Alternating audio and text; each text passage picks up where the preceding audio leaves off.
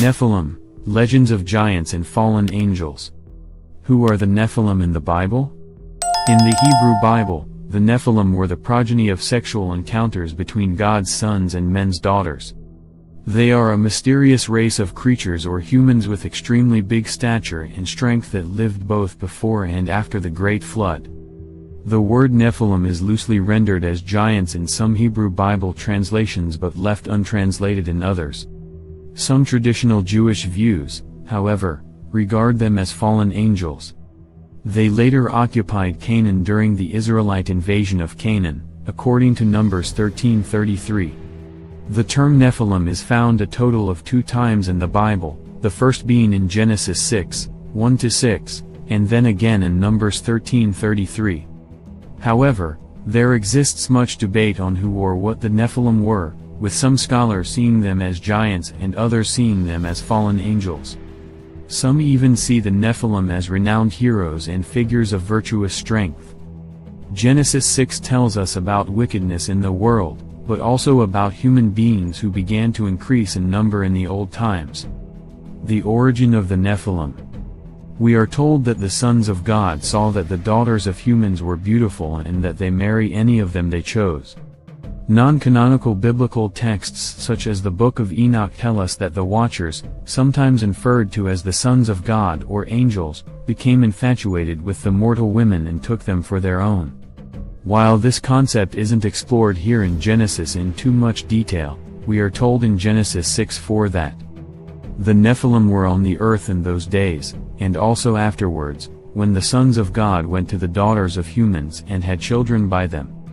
This further links to the Enochian idea that the sons of God were some beings, not of humankind but instead were likely angels that copulated with the mortal women and produced a new sort of offspring, a Nephilim. What were the Nephilim like? In the Book of Enoch, these Nephilim offspring are monsters that cause terror and destruction, but in Genesis, they are quite the opposite. We are told in Genesis 6:40 were the heroes of old, men of renown. But unfortunately, the exploits that make them heroes or men of renown is not explored here, nor anywhere else for that matter.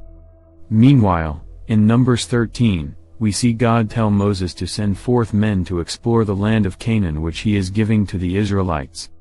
So, Moses sent out several leaders in the many tribes of the Israelites to explore Canaan, more specifically, the desert of Paran.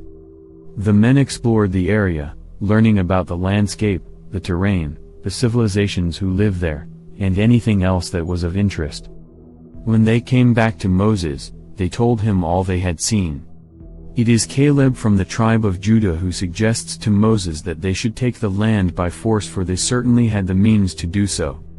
But the others who went with him told Moses that this would be foolish, for the people they had seen were much stronger. They state in Numbers 13:33, "The people we saw there are of great size.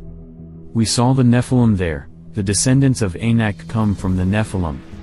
We seemed like grasshoppers in our own eyes, and we looked the same to them." By this, we can see where the idea that the Nephilim were giants came from. The tribe leaders had seen them firsthand, except for Caleb, who was intimidated by their size. But despite these 2 clear-cut mentions of Nephilim, we are no closer to understanding who they were, what their intentions were, and what happened to them. Who are the fathers and mothers of the Nephilim? One of the most popular views is that, as Genesis states, the Nephilim were the product of the sons of God, or angels, or even fallen angels, who had relations with the mortal women, creating the supernatural beings that would be considered either renowned heroes or giants.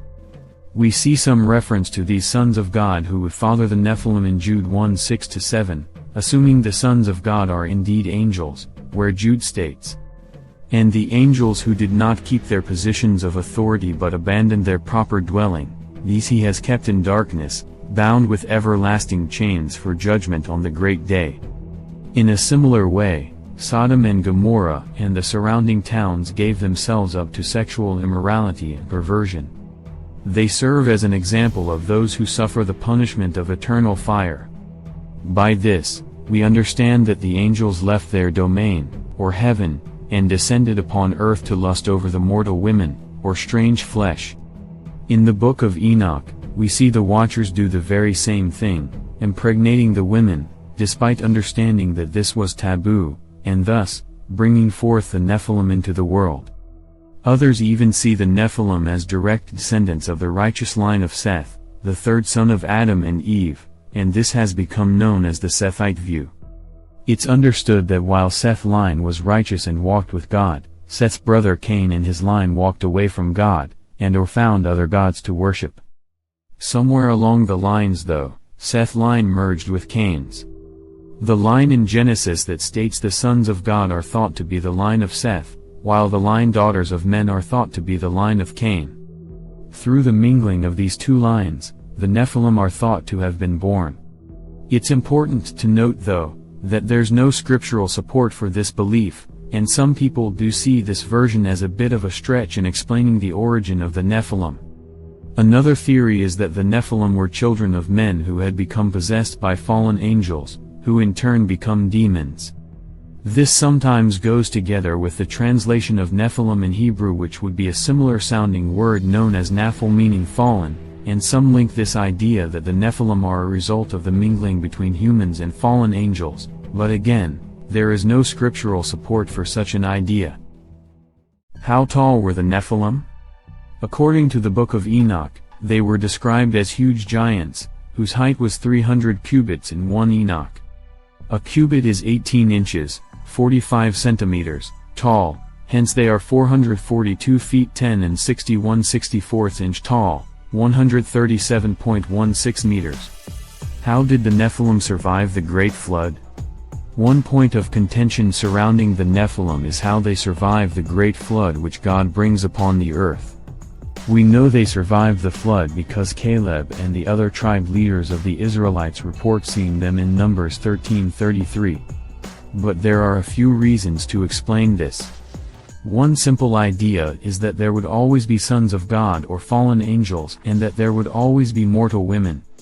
After the flood, there would be nothing to stop the fallen angels from pursuing the mortal women again and getting them pregnant, thus filling the world with Nephilim again. Besides these accounts, the Bible doesn't tell us much more about the Nephilim. To understand more about their nature, we need to look to the non-canonical book of Enoch that sees the sons of God, or the Watchers, come to earth and lust over the mortal women. The Nephilim in the book of Enoch. After impregnating them, the women gave birth to the Nephilim or giants. These giants were not warriors of renown, nor do they demonstrate any virtues of heroism as specified in Genesis.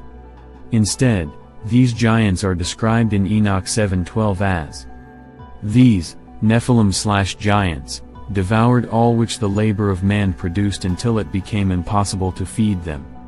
What were the Nephilim like in the Bible? This shows us that they were a destructive bunch, with animalistic appetites which could not be sated. It would lead them to commit malevolent acts, as Enoch goes on to say in 7:13-14. They turned themselves against men, to devour them, and began to injure birds, beasts, reptiles, and fishes, to eat their flesh one after another, and to drink their blood.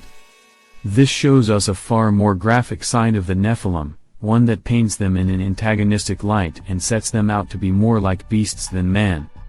Interestingly, the Nephilim appear to be far less civilized than Genesis and Numbers suggest, showing no signs of humanity as they quickly turn to butcher everything when they become discontent.